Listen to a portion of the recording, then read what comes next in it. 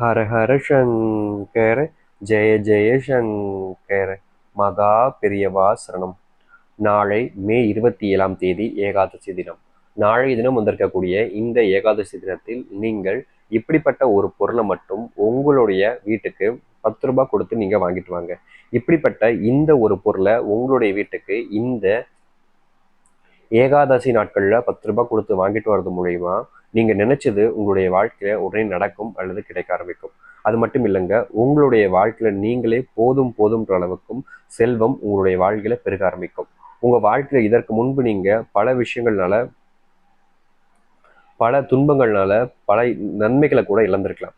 ஆனா உங்களுடைய வாழ்க்கையில இனி வரக்கூடிய காலங்கள்ல அப்படிப்பட்ட துன்பங்கள், கஷ்டங்கள்னு எதுவும் உங்களுடைய வாழ்க்கையில வராம நீங்க எதிர்பார்த்த மாதிரி ஒரு வாழ்க்கையை அமைச்சிருப்பதற்காக கூட இப்படிப்பட்ட ஒரு விஷயத்தை தாராளமாக செய்யலாங்க.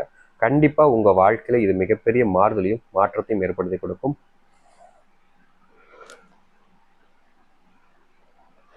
நிச்சயமா உங்களுடைய முக்கியமான கஷ்டங்கள் இருந்து இது உங்களுக்கான தீர்வுகளை ஏற்படுத்தி கொடுக்க போகுது. ஏன்னா இது அந்த அளவுக்கு மிகப்பெரிய மாற்றத்துக்கான ஒரு வாய்ப்பாக உங்களுடைய வாழ்க்கையில அமையும். சரிங்களா? சரி, முதல் விஷயம், இந்த ஒரு பரிகாரத்தை நீங்க செய்ய போறீங்க. அதாவது பாத்தீங்கன்னா இந்த ஒரு எளிமையான ஒரு பரிகாரத்தை நீங்க செய்யலாம்னு இருக்கிறீங்க அப்படின்ற போது கட்டாயமா நீங்க ஒரு விஷயத்தை நல்லா புரிஞ்சுக்கணும். நீங்க இப்படிப்பட்ட பரிகாரத்தை செய்யும் போது கண்டிப்பா சுத்தபத்தமா இருக்கணும். முக்கியமா இந்த ஒரு பொருளை வீட்டுக்கு வாங்கிட்டு வந்ததுக்கு அப்புறமா உங்களுடைய பூஜையர்ல தான் வைக்க போறீங்க. அப்போது சுத்தபத்தமா இருந்தால் மட்டுமே போதுமானதாகவும் இருக்கும். சப்போஸ் இதை நீங்க உங்களுடைய வீட்டு பூஜையர்ல வைக்கும்போது வாங்கிட்டு வரக்கூடிய நபர்கள் சுத்தபத்தமா இருக்குமா கேட்டீங்கன்னா கிடையாதுங்க. நீங்கள் வீட்டுக்கு வாங்கிட்டு வந்ததுக்கு அப்புறமா பூஜையர்ல வைக்கும்போது மட்டும் சுத்தபத்தமா இருந்தாலே போதுமானது. சரிங்களா?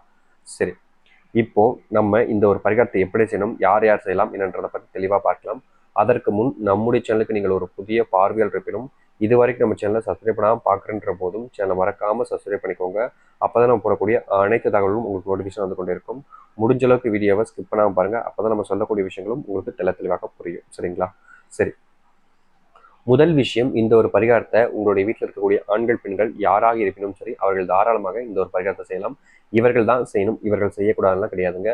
உங்களுடைய வீட்டில் யார் இருக்காங்க, ஒரு ஆணா இருக்கலாம், இல்லை ஒரு பெண்ணா இருக்கலாம், யார் வேணாலும் சரி இந்த ஒரு 10 ரூபாய் கொடுத்து இந்த ஒரு பொருளை தாராளமாக வீட்டுக்கு வாங்கிட்டு வரலாம். அப்படி வாங்கிட்டு வரக்கூடிய பொருளை என்ன செய்யணுன்றது அதுதான் முக்கியமான ஒரு விஷயமா இருக்குது. சரிங்களா? அது என்னன்றதை பார்ப்போம். முதல் விஷயம், இந்த ஒரு பொருளை நீங்க வாங்கிட்டு வரீங்க. வாங்கிட்டு வந்த பொருளை உங்களுடைய பூஜை அறையில வச்சிடுறீங்க. வச்சதுக்கு அப்புறமா அது என்ன செய்யணுன்ற கேள்வி வரும்ல. இப்போ நான் பொருட்களை வந்து கடைசியில் சொல்றேன். அதாவது இந்த ஒரு முழுவயம் முடிச்சுட்டு அடுத்து சொல்றேன். சரிங்களா?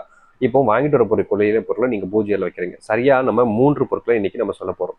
இந்த 3ல் ஒரு பொருளை தான் நீங்க வீட்டுக்கு வாங்கிட்டு வர போறீங்க. 3ல் ஒன்றை மட்டும்தான் வீட்டுக்கு நீங்க வாங்கிட்டு வர போறீங்க. வாங்கிட்டு வந்த பொருளை நீங்க என்ன செய்றீங்கன்னா தண்ணீர்ல போட்டுறீங்க. தண்ணீர்ல போட்டு அது பக்கத்துல இருக்கக்கூடிய மரத்துல கொண்டு போய் ஊத்திடுறீங்க. அவ்வளவுதான், வேற எதுவும் பெருசா செய்ய வேண்டாம். அதாவது இன்னைக்கு வாங்கிட்டு வரீங்க, வாங்கிட்டு வந்த பொருளை உங்களுடைய பூஜையர்ல வைக்கிறீங்க. பூஜையர்ல வச்ச பொருளை நீங்க வெளியே எடுத்து போடும்போது தண்ணீர்ல போட்டு தண்ணீர்ல இருந்து கீழே அப்படியே ஊத்துறீங்க. புரியுதுங்களா? இதை மட்டும் செஞ்சாலே போதும். இந்த ஏகாதசிக்கான பரிகாரம் முழுவடையும். உங்களுடைய வீட்டுல எல்லா விதமான பிரச்சனைக்கான தீர்வை இது ஏற்படுத்தி கொடுக்கும். சரி, மொத்தம் 3 பொருட்கள்ல முதலாவதாக இருக்கக்கூடிய பொருள் துளசி மாலை. இந்த துளசி மாலைங்கிறது கடைகளில் தாராளமாக இப்பெல்லாம் கிடைக்குது. அப்படி கிடைக்காத பட்சத்தில் நீங்கள் பெருமாள் கோவிலுக்கு போனீங்கன்னா கூட அங்கே கூட இதை கொடுப்பாங்க. அப்படி ரெண்டுமே இல்லைன்னா கூட நீங்களே ஒரு 4-5 துளசி காம்புகளை எடுத்து அதையே ஒரு சின்னதாக ஒரு மாலை மாதிரி பண்ணி உங்களுடைய வீட்டில் நீங்கள் பூஜையில் வைக்கலாம். இது இப்போ 10 ரூபாய்க்குலாம் கிடைக்குது. நீங்கள் பணம் கஷ்டமாக இருக்கின்ற போது உங்களுடைய வீடு பக்கத்துலேயே துளசி செடிகள் கிடைக்குங்க. கண்டிப்பாக அதுலேருந்து நீங்கள் எடுத்து ஒரு மாலையை நீங்களே செஞ்சு போடலாம். அப்படி இல்லாத பட்சத்தில் ஒரு 5 ரூபா, 2 ரூபா இல்லை 3 ரூபா கூட துளசி மாலைகள்லாம் எங்கள் இடங்களில் கிடைக்குது. அதை நீங்கள் வீட்டுக்கு வாங்கிட்டு வந்து உங்களுடைய பூஜையரில் போடுவதற்கு முன்பு முக்கியமாக குளிச்சுட்டு அதுக்கு வருமா சுத்தபத்தமா இதை நீங்கள் உங்களுடைய சாமிகளுக்கு பெருமாளுக்கு போடுங்க. அப்படி இல்லாத பட்சத்தில் நீங்கள் எந்த கடவுள் வீட்டில் வச்சிருக்கீங்களோ அவங்களுக்கு முன்பு பாதத்தில் இந்த துளசி இலைகளை வச்சிருங்க. புரியுதுங்களா? அப்படி முதல் நாள் இந்த துளசி இலைகளை வாங்கிட்டு வந்துட்டீங்க, வச்சுட்டீங்க. நாளைக்கு அப்படி துளசி இலைகள் கிடைக்கல சாமி அப்படின்ற போது 2வது பொருளாக ரொம்ப எளிமையான ஒரு விஷயமாக இருக்கக்கூடியதாங்க. ஆனால் இது ரொம்பவே சக்தி வாய்ந்த ஒரு பொருள் அப்படின்னா அது இதுதான். இது எந்த அளவுக்கு சக்தி வாய்ந்ததுன்னா உங்கள் வாழ்க்கையில் நீங்கள் சில நாட்கள் இல்லை சில மாதங்களாகவே ஒரு சில பிரச்சனைகளை சரி செய்யணும்னு ஓடுவீங்க. ஆனால் அதுக்கான தீர்வுன்றது உங்களுடைய வாழ்க்கையில கிடைக்காமலே இருக்கும். ஆனால் இப்படிப்பட்ட ஒரு பொருள் உங்களுடைய வீட்டில் இருக்குது அப்படின்னாலே நிச்சயம் அது ஒரு மிகப்பெரிய மாற்றங்கள் நல்லது ஏற்படுத்தி கொடுக்கும். அது என்னன்னா பச்சை கற்பூரம். கற்பூரத்துக்கும் பச்சை கற்பூரத்துக்கும் பல மடங்கு டிஃப்ரெண்ட் இருக்குங்க. இப்படிப்பட்ட பச்சை கற்பூரத்தை நீங்க உங்களுடைய வீட்டுக்கு ஒரு 10 ரூபா கொடுத்து வாங்கிட்டு வரீங்க அப்படின்ற போது உங்களுடைய வீட்டில் இருக்கக்கூடிய சின்ன சின்ன பிரச்சனைகள் இருந்து மிகப்பெரிய பிரச்சனைகள் வரைக்கும் இந்த ஏகாதசி நாட்கள் மூலியமா மாற்றத்தையும் ஒரு நல்ல நன்மையும் ஏற்படுத்தி கொடுக்கக்கூடிய ஒன்றாக இருக்கும். இதுக்கப்புறமா இந்த 2 பொருட்கள் வாங்கிட்டு வந்துட்டீங்க. முதலாவதாக துளசி இலைகள் சொன்னோம். துளசி இலைகள் மாலை கிடைக்காத பட்சத்துல நீங்க இப்போ இந்த பச்சை கற்பூரத்தை வாங்கிட்டு வரீங்க. பச்சை கற்பூரமும் கிடைக்கல, துளசி இலைகளும் கிடைக்கல சாமி, நாங்க என்ன பண்றது அப்படின்னு கேட்டீங்க அப்படின்னா, மூணாவதாக இருக்கக்கூடிய ஒரு விஷயம் பார்த்தீங்கன்னா ரொம்ப எளிமையான விஷயம் தாங்க. இது முழுக்க முழுக்க பார்த்தீங்கன்னா அனைத்து கடைகள்லையுமே கிடைக்கக்கூடிய ஒன்றாக இருக்குது. இது ரொம்ப எளிமையாக கிடைக்கக்கூடிய ஒரு பொருள்னா அது இந்த வெற்றிலை தாங்க. அதுவும் வெற்றிலை வாங்குறீங்க அப்படின்ற போது நீங்க இது கொஞ்சம் பணம் கூட செலவழிக்க வேண்டிய நிலைமை ஏற்படும். ஏன்னா 11 எண்ணிக்கையில நீங்க வெற்றிலை வாங்கிட்டு வர போறீங்க, புரியுதுங்களா? 11 எண்ணிக்கையில நீங்க வெற்றிலை வாங்கிட்டு வர போறீங்க.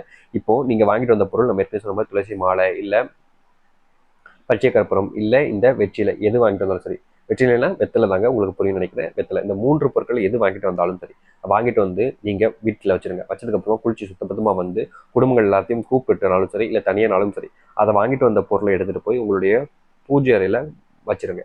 பூஜை அறையில வச்சதுக்கு அப்புறமா, அதாவது நாளை தினம் காலைல வச்சாலும் சரி இல்ல சாயந்தரம் நீங்க ஒரு 6 மணி வாக்கில் வந்து வச்சாலும் சரி வச்சிருங்க. வச்சதுக்கு அப்புறமா அடுத்த நாள் பாத்தீங்கன்னா நீங்க காலையில மதியம் இல்ல சாயந்தரம் நாள் சரி எப்பனாலும் சரி, அதை ஒரு டம்ளர் தண்ணீர் எடுத்து அந்த டம்ளர் தண்ணீர்ல நீங்க வாங்கிட்டு வந்த பச்சை கற்பூரத்தை போடுங்க. அப்படி இல்லை துளசியில வாங்கிட்டு வந்தீங்களா அதை போடுங்க. அப்படி இல்லை அப்படின்னா வெற்றிலை வாங்கிட்டு வந்தீங்களா அதை வெற்றிலே போடுங்க. 11 வெற்றிலையும் பொண்ணுமா சாமி கேட்டீங்கன்னா இல்லைங்க, அதுல ஒரு வெற்றிலையை நீங்க போட்டாலும் போதுமானது. மற்றது நீங்க வீட்டு உபயோகத்துக்கு தாராளமா பயன்படுத்திக்கலாம். ஒரு வெற்றிலையை போட்டுங்க. போட்டதை கொண்டு போய் அப்படியே பார்த்தீங்கன்னா தண்ணியில போட்டு அப்படியே ஒரு மரத்துக்கு கீழே, வெளியே இருக்கக்கூடிய மரத்துக்கு கீழே போய் ஊற்றி விட்டுருங்க. இந்த ஒரு பரிகாரத்தை நீங்க ரொம்ப எளிமையா செஞ்சாலே போதுங்க. இது உங்க வாழ்க்கையில ரொம்ப காலமா மாறி மாறி வரக்கூடிய பிரச்சனைகள் இருந்து ரொம்ப காலமா உங்களுடைய வாழ்க்கையில் ஏற்பட்டிருக்கக்கூடிய சின்ன சின்ன பிரச்சனைகள் வரைக்குமே இது உங்களுடைய வாழ்க்கையில ஒரு தீர்வையும் ஒரு மாற்றத்தையும் ஏற்படுத்தி கொடுக்கும். எதிர்பார்க்காத மாற்றத்துக்கும் எதிர்பார்த்ததை விட உங்க வாழ்க்கையில நல்லதை அமைச்சு கொடுப்பதற்குமான எளிமையான ஒரு பரிகாரமா இது இருக்குன்றதுல மாற்றுக்கட்டு இல்லைங்க. கட்டாயமா இப்படிப்பட்ட ஒரு விஷயத்த நீங்க செஞ்சு பாருங்க. முழுக்க முழுக்க உங்க வாழ்க்கையில் மிகப்பெரிய மாறுதலையும் மாற்றத்தையும் ஏற்படுத்தி கொடுக்கும். நினைச்சு பார்க்க முடியாத அளவுக்கு நன்மைகள் ஏற்படுத்தக்கூடிய ஒரு எளிமையான ஒரு பரிகாரமாகவும் இது இருக்குங்க. எதிர்பார்த்ததை விட நல்ல மாற்றங்களுக்காகவும் எதிர்பார்த்ததை விட நல்ல மாற்றம் அமைஞ்சு நல்லது அமைவதற்காகவும் இப்படிப்பட்ட ஒரு விஷயத்த தாராளமா செஞ்சு பாருங்க. இனி உங்களுடைய வாழ்க்கையவே இது மாற்றி அமைச்சு நல்லதையும் நல்ல மாற்றத்தையும் ஏற்படுத்தக்கூடியதாக இருக்குங்க. எதிர்பார்த்ததை விட நல்லது நடக்கணும், நல்லதே உங்களுடைய வாழ்க்கையில நடக்கணுன்றதுக்காகவாவது இப்படிப்பட்ட ஒரு பரிகாரத்தை சரியான முறையில நாளை தினம் இந்த ஏகாதசி நாட்கள்ல செஞ்சு பாருங்க. முழுக்க முழுக்க உங்க வாழ்க்கையில ஏற்படுத்தக்கூடிய